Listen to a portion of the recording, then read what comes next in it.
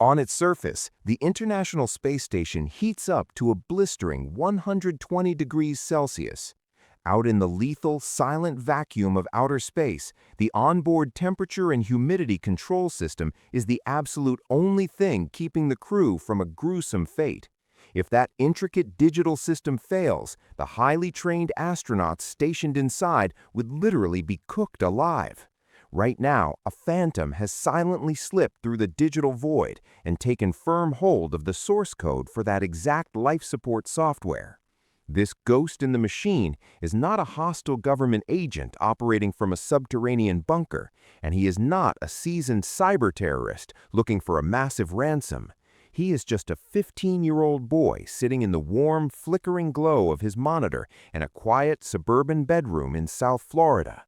He has successfully breached 13 highly secure NASA computers, pulling off a staggering infiltration that leaves the world's leading aerospace engineers entirely blind to his presence. Soon, he will take aim at an even bigger target, the Pentagon. From his point of view, he is simply toying around, treating the world's most guarded military and scientific networks like a vast digital playground. But from United States government's perspective, he is a massive national security threat. This is the true story of a teenage computer prodigy who humiliated the most powerful agencies on the planet, triggering a relentless federal manhunt that ended in devastating tragedy. The year is 1999. In a quiet suburban village in South Florida, a teenager named Jonathan James spends his days locked inside his bedroom. Online, he hides behind the striking, unforgettable alias, Comrade. While other teenagers his age are outside playing sports, going to the movies, or hanging out at the mall, Jonathan is completely consumed by the glowing lines of text scrolling rapidly across his screen. His father, a skilled programmer himself, watches his son's obsession grow with deep, mounting concern. In a desperate bid to force his son to log off and step outside into the real world, he installs strict parental protection software on the family computer. But Jonathan simply smashes right through those digital locks without breaking a sweat.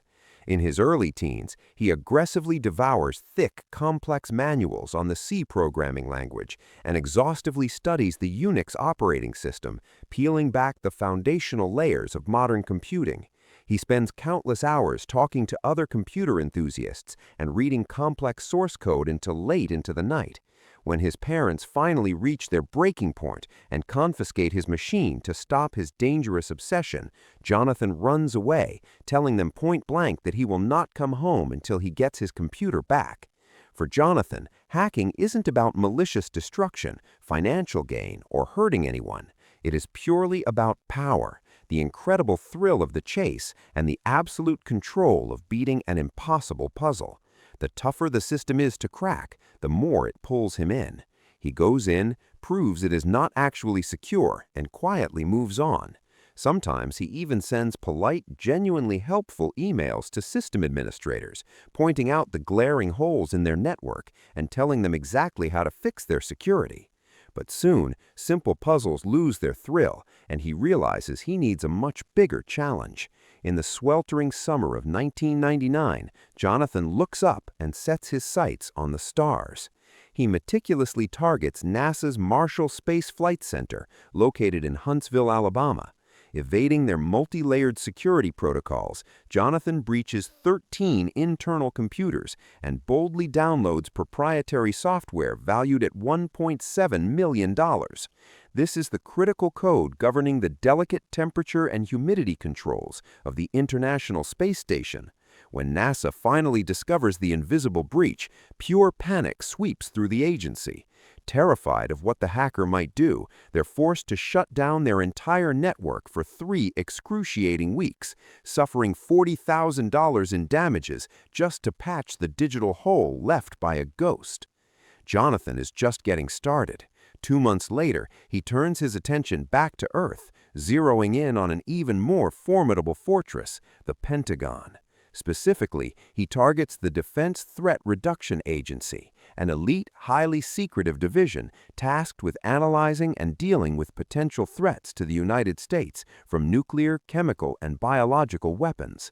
Slipping effortlessly past military-grade firewalls, Jonathan breaches a server in Dulles, Virginia, and quietly installs a hidden backdoor.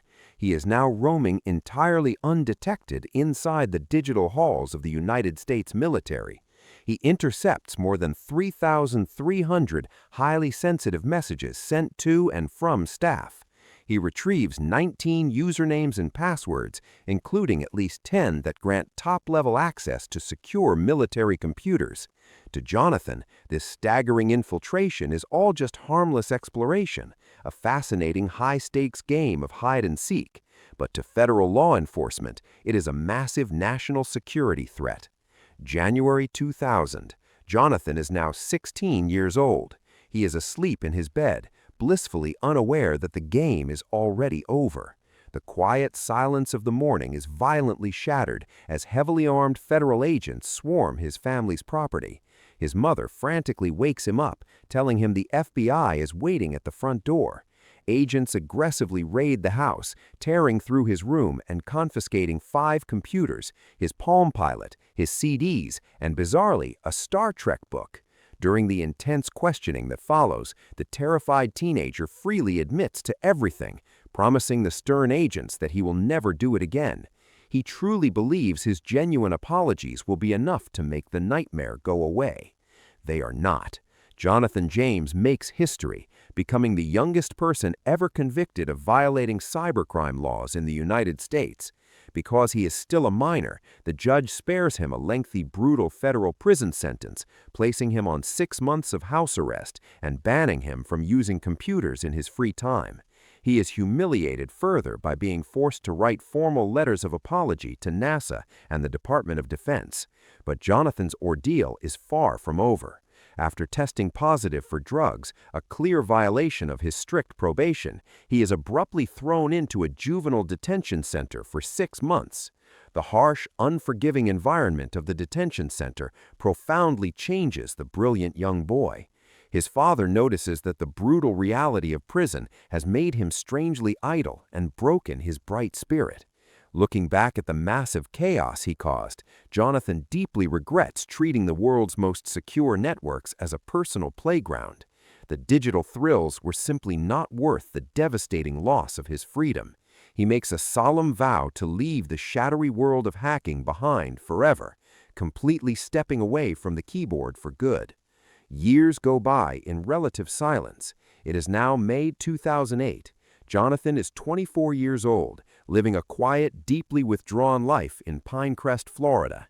He has no job, he doesn't attend college, and he is grappling with severe, crushing depression following the tragic death of his mother to breast cancer. He still lives in his childhood home with his brother, far removed from the digital underworld he once dominated as comrade. But the past has a cruel, relentless way of catching up. A new, unprecedented cybercrime has utterly paralyzed the nation.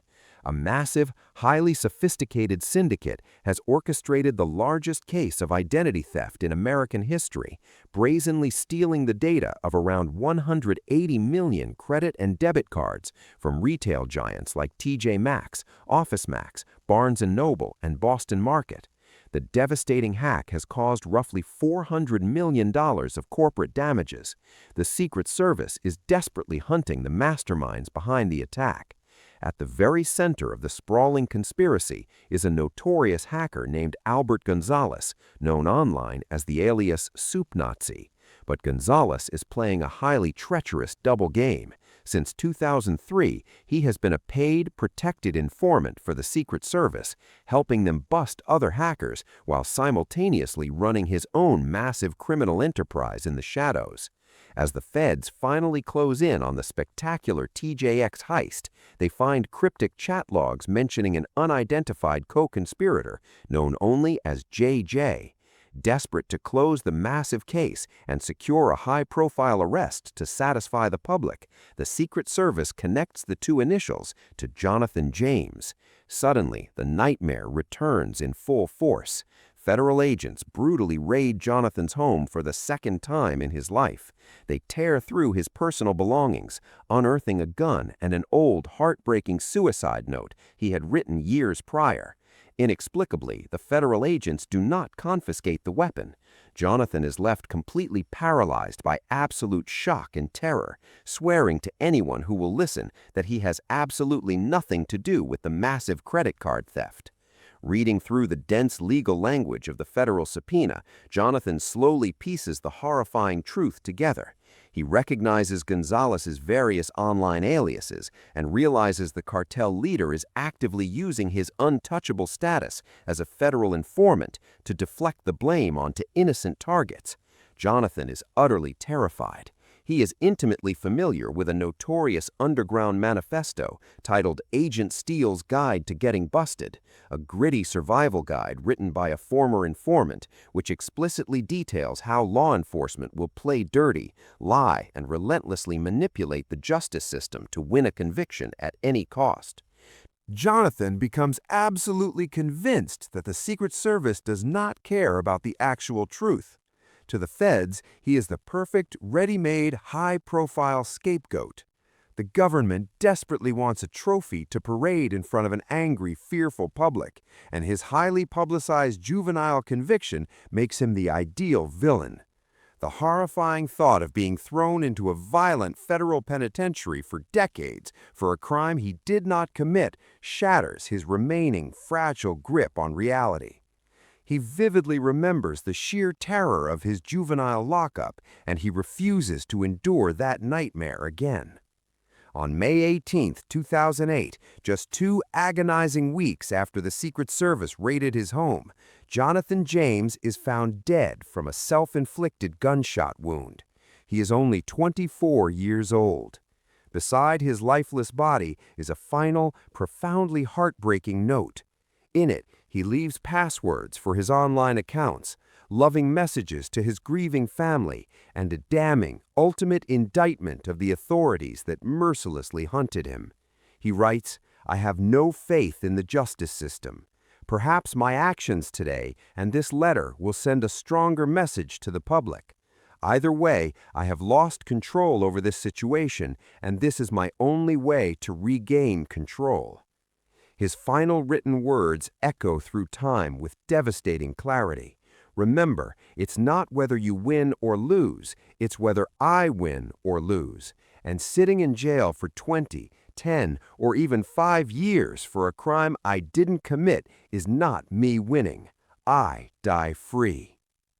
The ultimate crushing tragedy of Jonathan's untimely death is that his absolute worst fears were built on a lie, manufactured by the very system supposed to protect him. In the long years following his tragic suicide, the undeniable truth finally comes to light. The mysterious master hacker, known only as JJ in the chat logs, was likely someone else entirely, a man named Stephen Watt who went by the alias Jim Jones. Jonathan James was completely, unequivocally innocent. Albert Gonzalez was eventually brought to justice and sentenced to 20 years in federal prison, and his accomplices were locked away. But none of those sentences could bring Jonathan back. He was never a hardened criminal mastermind out to steal millions. He was just a curious, lonely teenager with a rare, brilliant talent for deeply understanding the invisible digital architecture that runs our modern world. But instead of guiding that incredible, once-in-a-generation talent, the justice system relentlessly pursued him, cornering a fragile young man until he saw no other way out and forcing a brilliant digital prodigy into an early, tragic grave.